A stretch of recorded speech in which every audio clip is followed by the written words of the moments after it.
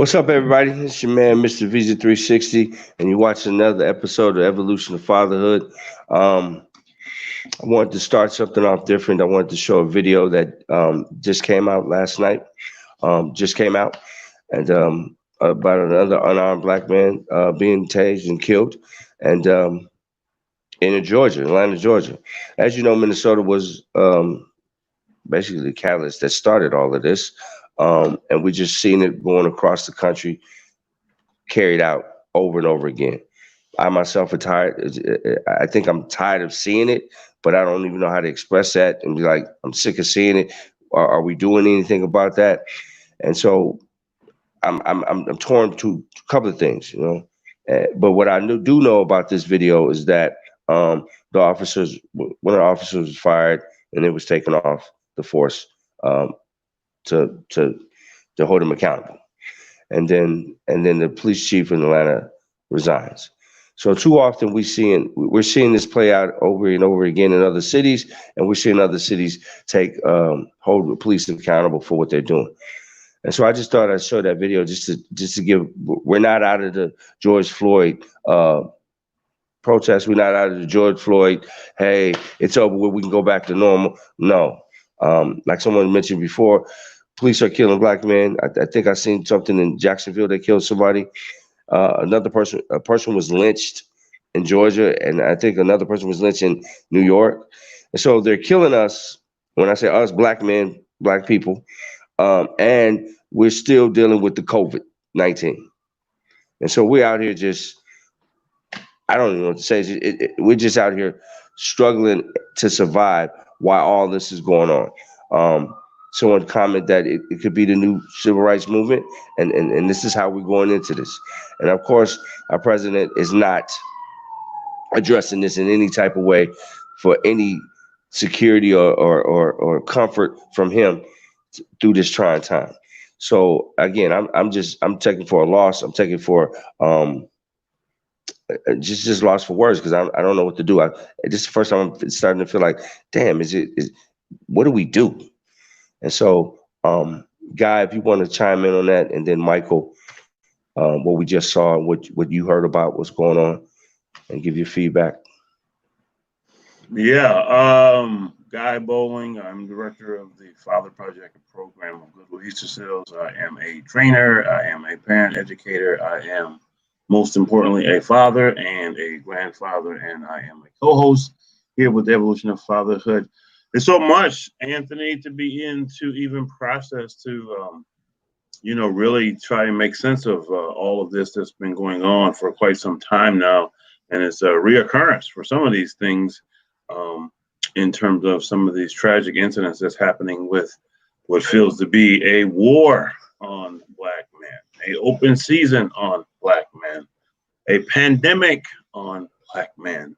And so the conscious level that we are having to uh, think about, endure, experience is constantly at the forefront of our mind. And so it's tough to process each and every day. And with the 24-hour media coverage that we have available to us, we're just inundated with this information constantly. And so you need to take a moment, obviously, and I know Brother Micheal will speak to this with his therapeutic background and just being a black man, but to remove yourself from some of this information that is just taking a toll on us.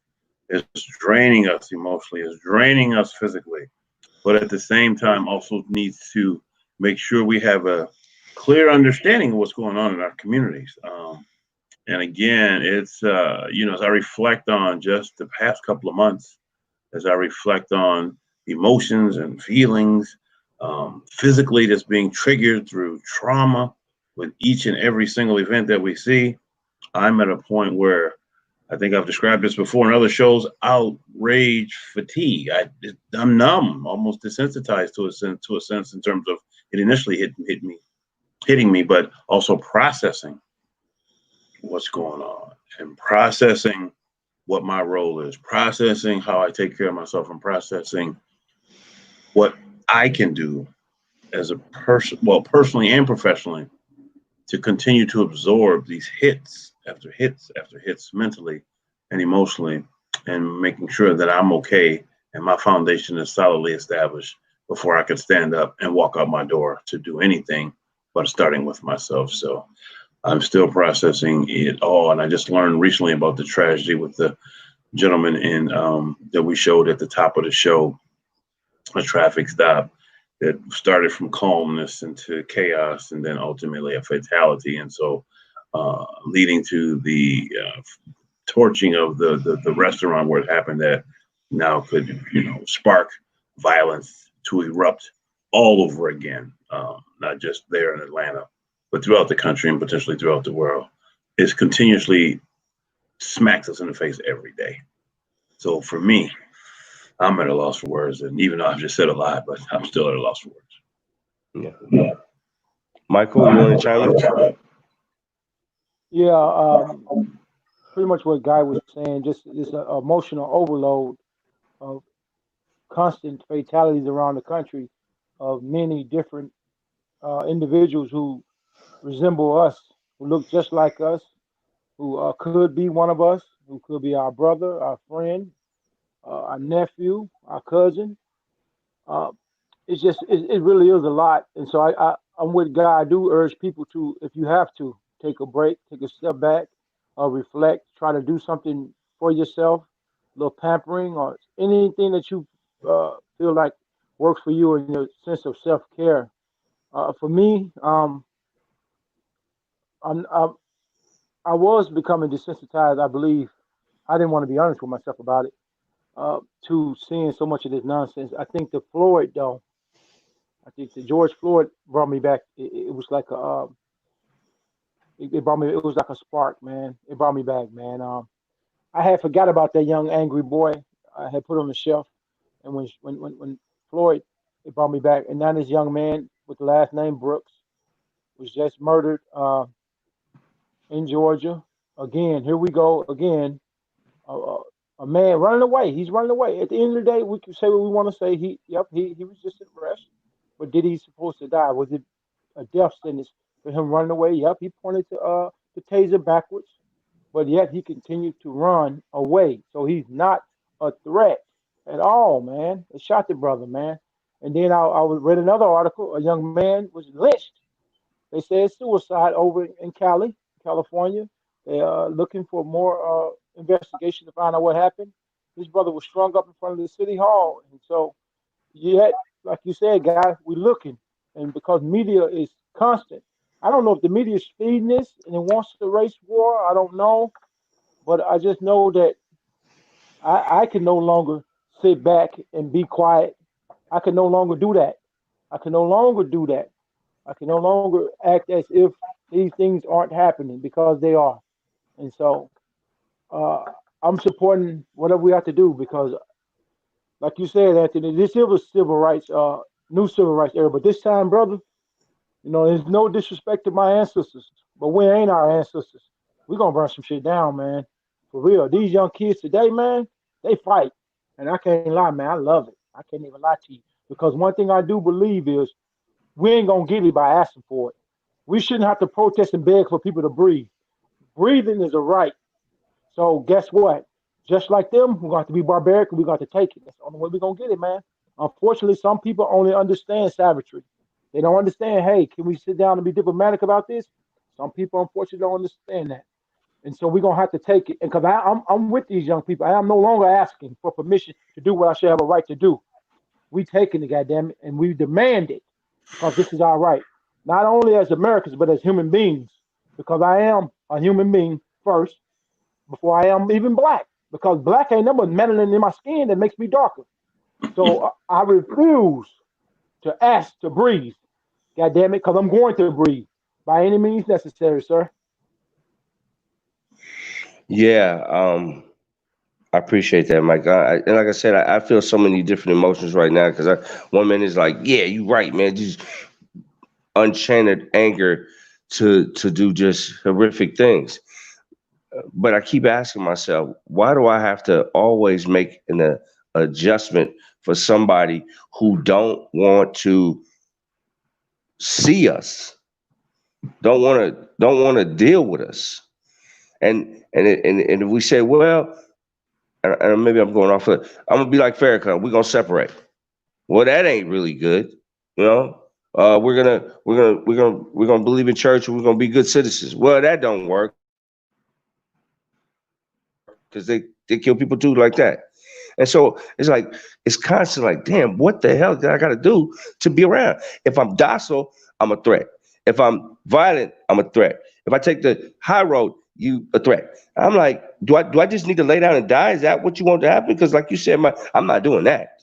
I'm not doing that. But I got a son. I think about my future, my grandkids. If I have some, what is that going to look like? What is that going to turn into 10, 15, 20 years from now? You know what I'm saying? What is that going to look like? Elections are coming up. People just not getting back to work. I'm thinking about other people and how they feel, but nobody's really. It doesn't. People get what's happening to us on a human level. That's the best way I can describe it. Yeah. I think So we can learn from some of the things that our ancestors did before us as it relates to fighting for justice and equality, right? And arming ourselves with knowledge and information, but also protecting and defending ourselves and not necessarily turning the other cheek, but being prepared to defend yourself regardless which cheek is you're being assaulted against. And so the lot of the folks and the things that we're seeing being done now, we talked about this last week or last couple of weeks, and things keep happening. And so what do we do about it? And looking at the folks that, as Michael was saying, it's tough now because we want to do the right thing. We want to organize. We want to strategize. We want to be able to coordinate. We want to be able to defend ourselves. And we want to be able to march for justice legislatively, right? But we're also seeing a lot of the people, the generation behind us, and then the generation that's coming. That's like Tupac's children are coming, right? Not Tupac, but his children are now coming. right, If you think about the media imagery that we have constantly seen for the last 25 years, that these things have been happening. Now we have seen footage of these things actually been happening that they've been talking about in TV and movies and music and literature and news is constantly in your face on a regular basis because everybody has a cell phone, right? So we're seeing it in our face, and the folks, not of Tupac's generation, but the folks behind him are utilizing the lyrics, right? And that's their feeling. We're sitting back watching and trying to guide and direct to keep them safe and not put themselves in harm's way. But they're following the lyrics of, I ain't no killer, but don't push me. Revenge is the sweetest joy. Next, we know the rest. And right, that's the mentality. And so it's tough to corral them folks and let's say be patient because the patience is lost. They see that demanding things, not asking for permission, taking action is the way to go, as opposed to historically what we've seen. And so it's a combination of being prepared, being organized, strategizing, being armed, but at the same time, not just sitting back and taking it because we're not ready to take anything. We're ready to take from those who continue to harm us. So the mentality is different. And so for those of us that come from the old school days of protesting, I think those days may be over. Doesn't necessarily mean they're not effective. right. Well, I see one of the comments says Domino King says, "Learn to protect your people soon. That will be the only option." You know, and then we got to say too. Just to put it in context. I'm dating myself, but I'm 50 something, and it was just 55 years ago that the civil rights movement and all that was signed and given to us. So in my lifetime, it's been given and taken away from us at the same, trying to be taken away from us in my lifetime, and we're Well, fighting for that. Anthony, actually, uh, Okay, okay, slavery actually never ended. Slavery never ended. Actually, you still can enslave people through incarceration. But Mhm. okay. but to your point, yeah, it is Tupac's kids, guy, because man, the one thing that I learned through all of this is what's been working for a lot of uh, the systemic things that are put in place to keep us at one another. As long as this continues to happen, you just gonna put You're gonna bring us like my man just said. You're gonna make us realize, man, down the street, you ain't the enemy, man. This isn't the enemy. My brother next door to me ain't damn the blood in the crib. You see what I'm saying? So that's one thing about racism that clearly the power structure ain't understanding. The more this happens, the more you get a group of people that you've been keeping divided for years coming together. Because not only is some of these young kids disenfranchised, don't have nowhere to go, but a lot of them don't give a damn about hurting somebody. So now you giving all of us a common enemy to attack. You see what I'm saying? And which is not, unfortunately, there's going to be people dying and getting hurt because we are at war. And that's called casualties of war, collateral damage. I don't want nobody to get hurt. Let me be clear about that. But unfortunately, that's what's going to happen when this happens. So we have to figure out what we're going to do. My mama in the background talking. We gotta stick together, man, because it's gonna come down and it's gonna go down, and ain't much we're gonna be able to do about it. We're gonna have to stick together, and we're gonna have to fight, man, for this. Because as you can see, as our predecessors, people came before us, man, it didn't work. It didn't work. But you see what? We already just this short time, a lot of changes have happened from burning down business because you messing with that moolah, baby. When you start messing with that, you better know it. Things gonna change. And now y'all see just in this short time how much change we've seen already. Mike, that's a good point because I think I was reading where the NFL has now backtracked and said, Colin Kaepernick was, right. You know what I'm saying? And so major organizations like that who now are rescinding their thought process and saying, hey, we might have been on the wrong side of history. I'm paraphrasing that. It's like, whoa, you didn't get that? Now you understand the kneeling. Now you understand all the stuff that he was talking about that is now transpired now. Now you get that? And, for people that want to get a better understanding of what Black people kind of have to go through, there's a movie called 13th Amendment. And it gives a chronological history of what's going on. Free on Netflix or YouTube, you can see that, and maybe that'll give you a little understanding of if you are confused about why this is happening, how is this happening, but it's just giving you some information to put it in context of how did we get here. So, I just saw a gentleman, Dre Day, that says, yeah, we as the OJs in the community need to connect with the younger generation. Then and only then we'll be able to get things done. The disconnect is troubling. There's so much truth to that, just in terms of intergenerationally, the conversation and the communication, and even the level of respect towards each generation is almost non-existent. So they're not looking to the older generation to get wisdom and guidance, and the older generation is not looking to the younger generation right, to see where they're coming from in terms of what they're wanting to do differently than what's already been done, and understanding that anger and frustration from where that's actually coming from and how they can actually work together. So those two entities or those two populations are completely disconnected. So there is no conversation because they say, well, you should do it this way. The young people is like, y'all did it that way. Y'all disappointed us. So we think we need to do it a different way. But technically, we both can learn from each other, right? We both can begin to not only feel that fire and rage. Brother Michael had it just last week. We feel that fire. We feel that rage. But the last thing, absolutely. But the last thing we want anybody to do is put themselves in harm's way. But the folks that are on the front lines today, they're like, I'm willing to do this for this cause for my folks in my community. I see no other way. So that's where we come in with the direction and the guidance to not only feel that pain, embrace those emotions, but also redirect them in a way that they see progress as opposed to just conversation and communication.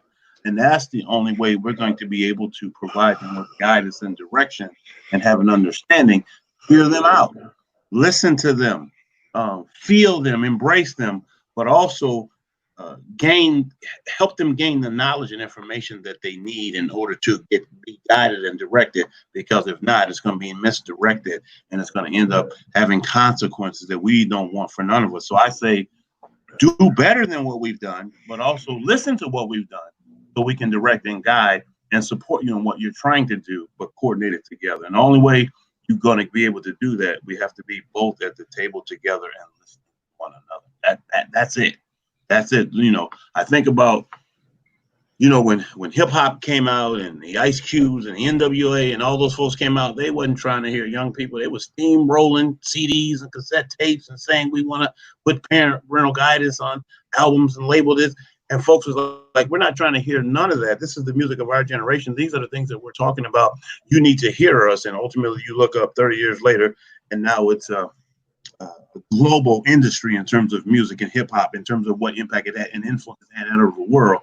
So you have to listen to what the young folks are saying, even if you don't agree with it. You have to hear them out, because a lot of them are carrying that emotion and anger, and we don't want them to use it disruptively or destructively, because that's only going to put us further behind than we need to go. So I just think we just need to listen and really listen and come to work. I wouldn't have seen Angela Davis last year. I would have seen Angela Davis last year, around this time last year. I wouldn't have seen Angela Davis and her message when someone asked her a question about going forward, and she said exactly that, what you just said, Guy. She said, listen to the young people. And what she also said was, do not criticize them for the way that they do it. The way that they do it is the best way that they know how to do it, and they're trying to get it. She said, so we as elders cannot, that's what she said. She said, we cannot criticize the way that they're doing it, because they're going to do it and it's effective. Let's be completely honest, man. Now you got Confederate flags getting taken down. You got Statues the being NFL dropped. saying, hey, man, they talking about renaming army bases, military bases. All this happening within the last month. And I'm going to tell you why. It's because now people are fighting back. Yep. We ain't marching, we shall overcome. We saying, say his name, I can't breathe, burn this bitch down. That's what people are saying. And these young people who are already been looking for a reason to burn down a corner store anyway, because they don't like the way Right. Muhammad be talking to people, they've been Right. waiting for opportunities. Now we can sit here and say, well, we burning down our own community, and that's factual. But at the end of the day, has it ever been my community? Have I ever been accepted into this community? Have I ever got love? So from our older generation who's looking at it and shaking their head saying, man, look at these young, ignorant, such and such. Hey, man, these are people who's actually pushing the change. I know you came before us, and I appreciate everything my ancestors did and my elders did for me. But it's a new day, and I don't criticize these young people. I don't like some of the stuff they're doing when they just jumping on people. But you know what? Guess what? I just seen the video, a little boy and a little girl got hung up. I just learned that little babies were set out for gator bait. You see what I'm saying? I'm not saying an eye for an eye, but what I am saying is it's going to be some casualties. And until we start fighting back and demanding respect, hey, you going to respect me? I'm not just a black man. I'm a man. You see what I'm saying? I'm a human being who breathe, walk, and talk, who has some spirituality. Come on, bro. You're going to know who I am. You're going to respect me. I'm going to put my foot on your neck. This is what this system respects. It don't respect, hey, master, can I please get a piece of watermelon? That ain't how it goes. No, goddamn it, I picked it. I'm going to eat it. It's mine. You know what, Mike? That was great that you said that, because when I had a visual, I think somebody said you're gonna put your knee on our neck. We're gonna put our knee on your money. You know what I'm saying? We're gonna choke your money out. How about we do that? You know what I'm saying? And get some. So I think a good point we can segue into. You said Angela Davis. I think I'm gonna see if we can roll a clip from Angela Davis, and we'll see what's going on. So we'll get on top of that. So just play the video when we can. No, okay. So yeah.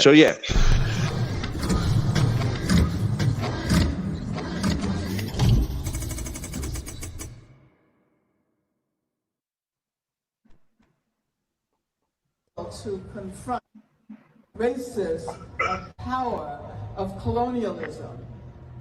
I want to thank Olga Kalamani and all of the other organizers of this wonderful vigil, and thank all of you for attending this afternoon. Brown Folks for Black Lives.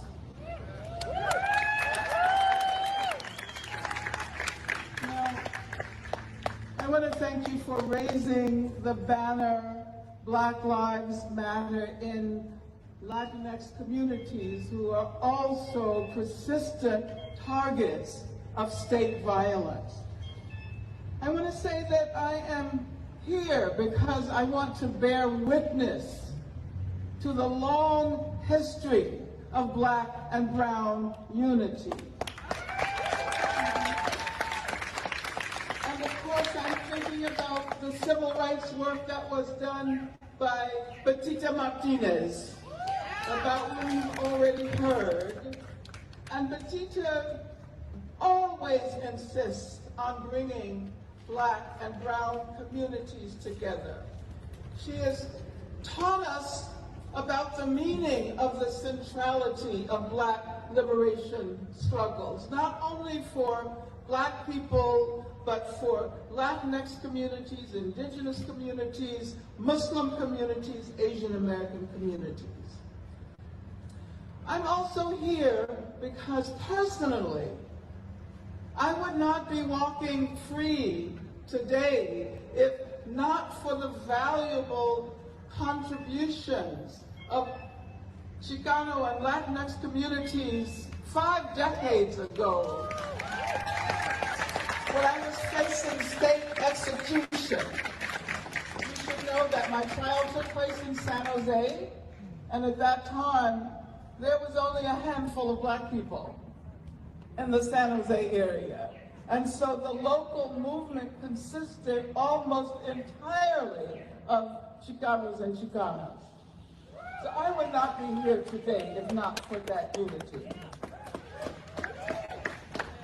And I also want to make the point that the successes of Black struggles have not been only because of the contributions of Black people. Betita, of course, is one of the most obvious examples of Latinx people who work tirelessly and passionately for Black liberation. I'm also here because Black people learn profound lessons from Cesar Chavez and Dolores Huerta and the farm workers movement. I'm here because people in Brazil and Uruguay and Argentina and Costa Rica are out in the streets calling the names of George Floyd and Breonna Taylor. I'm here because people all over the world are joining us. I'm also here because as long as the repression of immigrants continues, as long as people continue to die as a result of the repression of ICE, Black lives will not matter. Black lives will not matter. And I'm here because Chicana feminists such as Gloria Anzaldúa and Cherie Murada have taught us that feminism is only valuable if it is anti-racist feminism, if it is anti-capitalist feminism.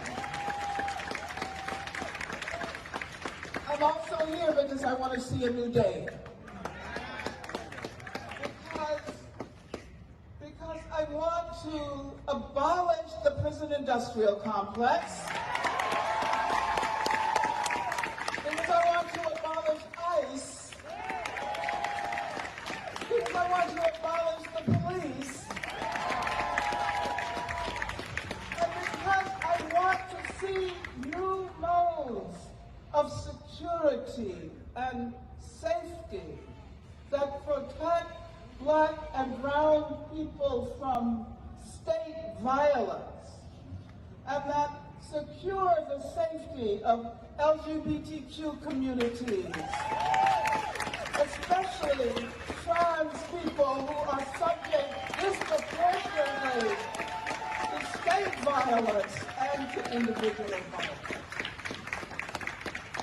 And I am here because, in the words of June Jordan, we are the ones we have been waiting for. We are the ones we have been waiting for.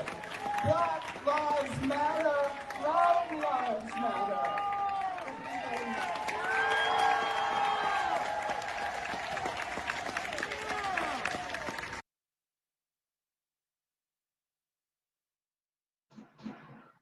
stock and stuff media pull that up for us.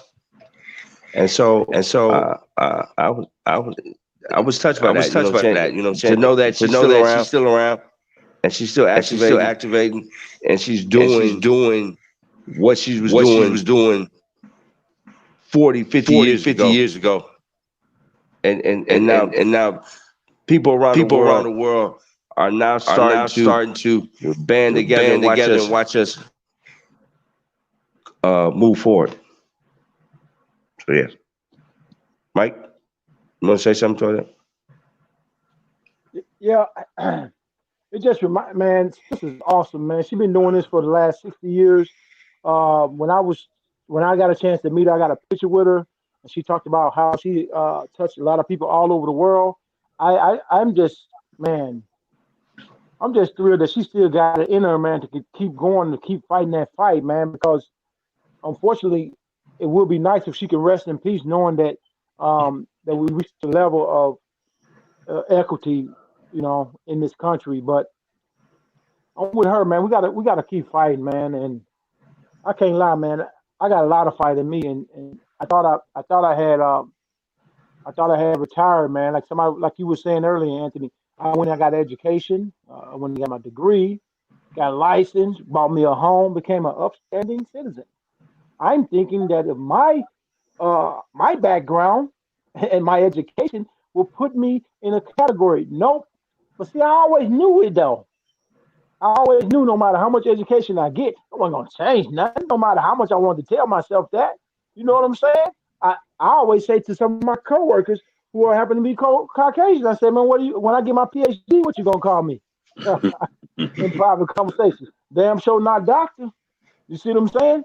So when I listen to Angela Davis and I hear her talking about that, man, uh, I'm just gonna continue to fight like her, man, in the best way I can. If that means reaching to my young people, getting them to understand how brilliant and beautiful they are, even with all the scars they have, we're gonna heal them and help them get themselves healthy enough to keep on fighting, man. Yeah. Guy? Yeah, with amazingly some of those same issues that she was talking about, during her initial time contributing to the revolution and what she understands it to be today, is just amazing to hear that she still has that fight in her, but she also know who to relinquish it to fight on behalf of what they started and what we need to do and continue to go. Even based on what Brother Micheal was just saying, he thought when accomplishing these academic achievements and these career powerful positions and establishing a home for himself, so creating wealth as a family, as a baby, as a wife, in his community. But I think one of the things that is that's modeling the behavior and setting an example on who you can become. And so if you continue to multiply the Micheals of the world, right, put them into a position to provide the foundation and the stability financially for their families, that raises them up to have a mindset and a conscious level and of consciousness of understanding social justice and injustice and what you can actually do about it and what to do with that rage and anger. Anything in bringing folks together, because the more Micheals has the ability to be able to raise his children within his family with that understanding, they're coming up with the tools that they need to be able to stand together to understand the fight and the right for their ability to be treated fairly, right? And so I do that within my own life, leading by example, teaching that to my son, and he teaching it to his son. And so when it comes time to band together, we band together. Anthony, you're doing the same thing with your son, having him follow in your footsteps, leading an example. Micheal, same thing. So we are all connected, and now we have a platform based on the information that we have, the things that we've been able to accomplish, and understanding about what is actually going on, to utilize this platform to inform people what we know and what we've been able to do. So when it comes time to unite, folks can have a vision on what it would take to actually set a goal for themselves personally and their family and their community. So when it comes time to fight for justice, we can be on the same page and not divided amongst each other, because we all have a common goal and have continued to uplift ourselves as a race, as a community, as a neighborhood, as a nation, to not allow these things to divide us, but continue to seek justice and equality in the way that the great iconic Angela Davis did for us many years ago, and this is where we are today because she helped pave the way for us to know that we can make a difference. And you know what? Just a small likeness of this guy. I think that was a tambourine moment. That's a tambourine. We don't have one. We'll have to get some sound effects. We gotta get some sound effects to that. Yeah. If you're just tuning in, this is the Evolution of Fatherhood. I'm your host, Anthony Tunstall, better known as Mr. Visa 360. We talk about fatherhood, but since all the things that are going on in the world, we have to shift focus and be a little bit journalists and still use our platform as fathers to talk about issues that are affecting all of us. So if you're tuning into the show, thank you. I appreciate that. We want to hear from you. If you're listening, if you got a question, you want to throw it out there, we can read it off the stage. Do that. With that being said, I'm gonna see if Star Click Media's got a video lead up. Exclusive video coming up. Yep. All right. Appreciate that. What the police have to say. Ooh, okay. What the police have to say. Let's show that. You know. So we'll talk about that. We'll talk about that. Everybody's trying to shape us. The legislators. The press. Oh my God. Everybody's trying to shame us into being embarrassed. Oh my fucking God. Well, you know what? This isn't stained. It's still got a shine on it. Stop treating us like animals and thugs. Start treating us with some respect.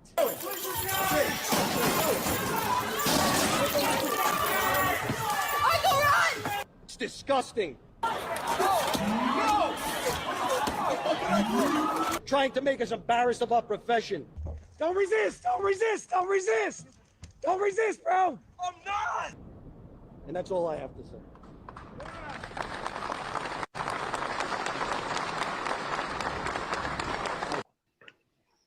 You know, I was in the military. I studied psychological operations. And what they do is one of the tactics is they'll take something like that video and make them the victim of what they're causing. So you doubt in your mind that, oh, maybe I'm you know what, I'm too harsh. Which lowers your aggression, and lowers your ability to think. Well, maybe I'm doing too much. But really, the tactic is to soften you up, to kill you. That's it. I learned that from U.S. Uncle Sam. And so when this guy says it's got a stain on it, I'm begging you not to treat us like that. My audio tape says, oh, you feel like you're black? Because that's what it feels like to us. Every day. So now you want somebody to have some sympathy. You want us to say, okay, we're too harsh. We didn't mean it. But like Mike said, nah, bro. I ain't feeling that. And so now you got to get on national TV and produce your agenda that says we're not bad guys, but we're seeing everything that you do bad, and you're not holding your other co-workers or other officers accountable. Using reverse psychology. So. Yeah. It's an old clip of Muhammad Ali talking to a guy, and he said, I got I might not have a number correct. He said if I have 1,000 snakes coming at me, and 20, 100 of them is venomous snakes, should I wait to see how many bite me first before I recognize which one is venomous, or do I kill them all? And so he was talking about racism in America. So that's how it is with the police, and from a historical perspective, and also from a therapeutic perspective. The relationship that police have with the black community is like being in an abusive relationship. So we've been in this abusive relationship since slavery. And now that you brought me some flowers, brought me a little candy, now we supposed to pretend like all the years of abuse that you've done to me doesn't matter. So as soon as you do something, we're going to start all over again. In relationships, usually, especially when one person has done something to the other person, what tends to happen is we get a bank and we store all that bad stuff, and things might go good for a little while. You know what I'm saying? But as soon as one thing happens, it triggers us, and all that old trauma starts flooding to the forefront of our mind, and that's all we see. That's the relationship that we have with police in our community. It's a horrible relationship. You see what I'm saying? So even if y'all start bringing us candies and flowers and balloons almost every day, it's not going to change the fact that you used to beat me last week. It's not going to change. You used to beat me 20, 30 years ago, because as soon as you raise your voice, as soon as you say anything, it's going to remind me of your abusive nature. So we have to, unfortunately, dismantle it. We got to build a whole new relationship in order for it to work. Because historically, you have beat me. You have degraded me. You have even murdered me. So how can I be in a relationship with you when I don't trust you? When I know eventually you're going to snap again. And everything that we did, no matter how much we have started over and over and over again, is going to remind me of your abusive nature. That's my way of looking at our relationship with the police, man, as an abusive relationship. Yep, right now we might even be getting a little flowers and candy, but guess what? All you're going to do is raise your voice, and it's going to remind me again of why we need to go burn down a few more buildings. You know, everyone wants to be seen as human beings. Everybody wants to be seen as being treated with respect and dignity and honor. Everybody want to be valued just for being an individual.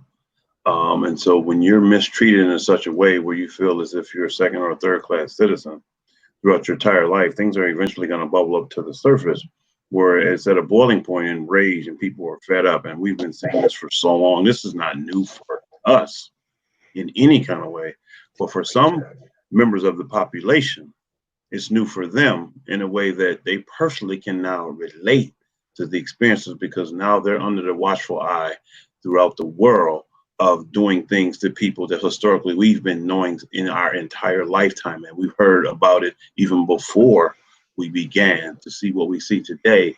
And so now other people can relate, and the feeling is not so good. And so no one wants to be mistreated. No one wants to be disrespected. No one wants to be considered a thug, because there's a perception when you're considered that way. I saw something with George Floyd, and they brought up his background, his record, things that he's done, and just really just tried to destroy that, assassinate that man's character in terms of things that he did that ultimately put him in the category of he should be treated in such a way to the point of where he was knelt on his neck and took his life as a result of that. That doesn't justify what happened to him, regardless of what he did during that moment. He did not deserve to be treated that way, regardless of what his background is.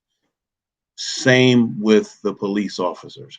They don't think they deserve to be treated that way, but a number of them has committed heinous crimes against folks of color in a certain community that looks absolutely 1000% as systemic oppression and systemic racism, because it continues to happen over and over and over and over and over again. And in some professions, you can't afford to make mistakes and take lives in the way that it has been happening and not be held accountable for that. You can't be a pilot flying for Delta or United or Sun Country or Spirit and crash planes repeatedly. That won't happen. You can't make certain mistakes in certain professions and it be allowed to happen. You have to jump and you have to fix it. And so we've seen too many planes crash with people on them that look like every member on this panel. So you finally begin to personally relate to our pain. And it's not that we wish to inflict it upon you. We want you to have an understanding to better empathize what it's been like for us for hundreds and hundreds of years from the beginning of the time we first stepped or was stolen and brought here and how we have felt that entire time. Well, we got a clip that we're gonna show that kind of gives a context to that. Is the clip ready? We'll wait. Okay.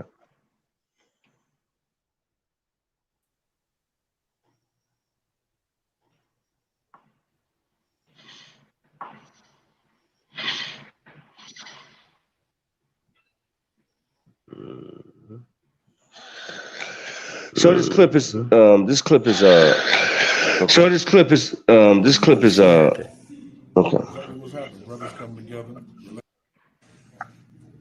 We've seen you guys in the neighborhood.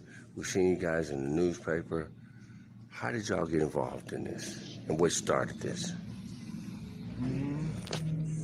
It was pretty much an ad put out calling for people in the community that was willing to come and protect our community. And the looting and fires and arson and everything started.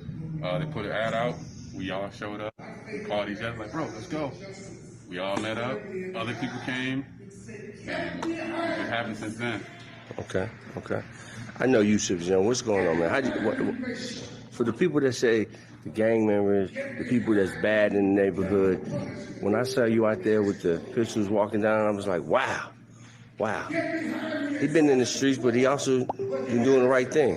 What do you say about those people that's got a little hesitation about the bad guys being the community watchers now? Well, I wouldn't say bad guys being community watchers. I just say guys that love their community are now watchers. You know what I'm saying? Because at the end of the day, it's our community. We want to see the best happen in our community, so that's why we're here. I wouldn't label not one of these guys that I work with or go into battle with, because that's what we do every night when we put our lives on the line. So we put our lives on the line so that our community can stay thriving and stay up. So at the end of the day, you should love each and every last one of these guys as I do. Because we go every night and we put our lives on the line, we have each other's back, and just to make sure that we all secure here. What do you want to see happen? Exactly what's happening. Brothers come together, relationships are building, we are bonding together. People from all types of walk of life have come together. I can tell you what everybody is, but it really don't even make any sense. We all black men come together, so it don't even make any sense to even tell you. Okay. But just know that we are all from all different walks of life, and we all come together to bond a real brother friendship, family, and all of that. Right now, what we got. So right now, we're doing what we're doing. We're gonna make sure our community stay up. We're gonna do police our own, pretty much. And for people that don't know, what are some of the incidences that y'all ran into while y'all was out in the street? There was a plethora of incidents. We caught people trying to burn down buildings and stuff on Broadway. Shootings, looting, just many, man. Carjackings. So what happens? So what happened when you guys see that and y'all walk up and everybody go, "Who the hell are y'all?" Sometimes we walk up and they recognize who we are because we're from the streets. And out of respect, they're like, "Oh, bro, what you doing?" And what they're doing fades away. They're like, "Oh, my bad, I was just, man, come on, get out of here, bro. We're trying to, keep the community, safe." Right. They get out of here. In other situations, we have to, get a little frisky with them and calm down, get home. I wouldn't say frisky. Not frisky, but you know what I mean? Aggressive. You know what I'm saying? We have put it like this, man. You see what the clip did, we're going to just leave it at that. Right. We don't even want to go into details on it. I need to get the clip. Send me the clip. Go look at the Washington Post and you'll see kind of how they laid it out. So, like I say, it is what it is. Before we get out of here, how can they find you? How can people join? What's Just follow Minnesota Freedom Riders on Facebook. You'll be able to see us there. So we do have a GoFundMe up where we're trying to do more within the group to build us up in a more tactical way, training, whatever it may need to be, to be better us as a security team. All right, cool. Thank y'all. Let me get a picture of y'all together, man. Yeah, so that was at Shiloh. I just happened to see them. They came through. The bigger guy's name is Sippy Zone, street name, and I know him. I was like, "Hey, man, you got a few minutes?" He's like, "Yeah." So that happened, and then we agreed that we're gonna bring them on the show and go a little bit more deeper and give them a platform to talk about what's going on. There's a clip from the Washington Post that shows exactly what they were going through. You know what I'm saying? Why they defended their community. And I think about what Mike said, how people was just like, these guys, these thugs, these guys. And I think of Bone Thugs and Harmony. It was like, we don't want these rappers, these thugs, and these people. And I'm like, well, now the same people that you didn't want, they out there, pistols out, ready to defend the neighborhood. And nobody's ever said anything. But with that being said, there's also a city council member. I want to say Jamal. Jamal is out there with them. The NAACP is out there. Minneapolis NAACP out there, and they're just out there doing neighborhood policing. And I think that's a good thing. And we're gonna bring them on to the show in the future. And we're gonna do a little bit in depth about that. So I just wanted to share that with people, to show that there are people out there that's taking up and doing what we talked about on the show. So I was glad to be able to do that and show that. Before we get out of here, our final thoughts. Guy, Mike, go first. Mike, you go first with your final thoughts. Then Guy, then me, and then we'll close out. Yeah, man. I'm glad we was able to have a conversation about this. I feel been riled up from the last couple of weeks because, like we were speaking about earlier, you can't turn on the TV. You can't do nothing without seeing something that's going on, showing that we still we're in warfare, and to stay vigilant because you never know. I want to speak too quickly about what Guy was saying earlier about the narrative, the story being told, how they was trying to smear some of our own people trying to smear Mr. George's his image, and people didn't really understand. It wasn't even necessarily about Mr. George. He was just happened to be the latest victim, and he was just had to be so blatant and right in our face. It doesn't matter if he was an angel or not. He didn't deserve to die the way he did. And some of our own people saying some of the most ignorant things. But for a long time, America has put their rapists, their murderers, up on statues, up on portraits, right in our face. That flag continues to fly. That's not a flag, a symbol of Southern pride. That's a symbol of racism and rebellion toward what this great United States of America. So I just want to say to all those who are listening, don't let them write the story for you. You write and tell your own story, because if they tell it, everybody already know. The victor writes the story. So those who win gets to tell how the story went. And if you're not paying attention, that story is going to be rewritten and you're going to always lose. So don't pay attention and fall into the hype of the wordsmithing of a lot of the media, because at the end of the day, man, when they write the story, we always lose.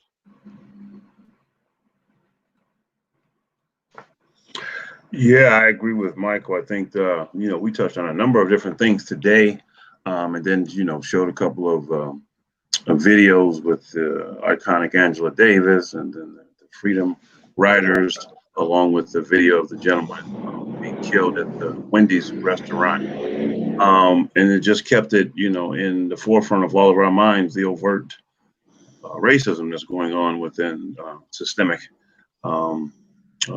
institutions going on within our country, and seeing that folks are being preyed upon for looking a particular way, acting a particular way historically, and it's nothing new.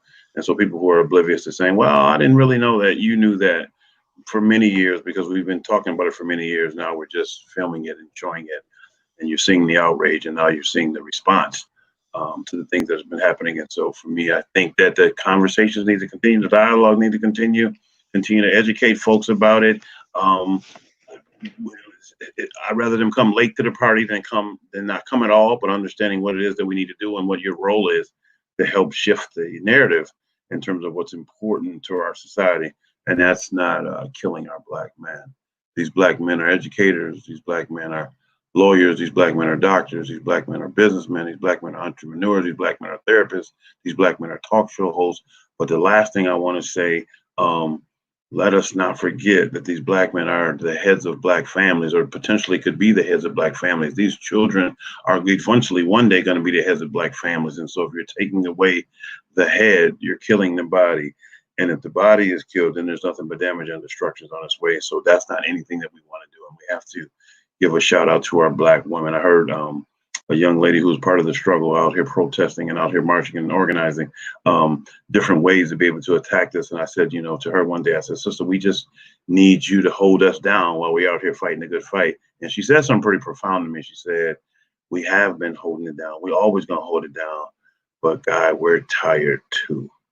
So this takes a combination of folks that are involved in this to be able to move this forward and hopefully progress and make change, because I feel it's coming. And I think this is just a pivotal and monumental moment for the first time in my life that I feel we have an opportunity to unite and come together and make a change. Guys, for being on the show. My name is Anthony Tunstall. I'm the host of Evolution of Fatherhood. I hope you enjoy the show. And I'm glad everybody was able to get something out the show. If you want to leave a comment, you want to tell somebody about the show, if we're doing a great job, let us know what we can do to improve the job of doing this. We're going to take our platform and give you more information as it comes with us and share that, and still incorporate fatherhood in this show. So with that being said, I'm glad you tuned in. I hope you was informed, and I hope you enjoyed the show. I'm your host, Anthony Tunstall, The Evolution of Fatherhood. Tune in on Sundays at 12 o'clock, and we'll be back talking about issues that concern fatherhoods and other community events. Thank you for watching.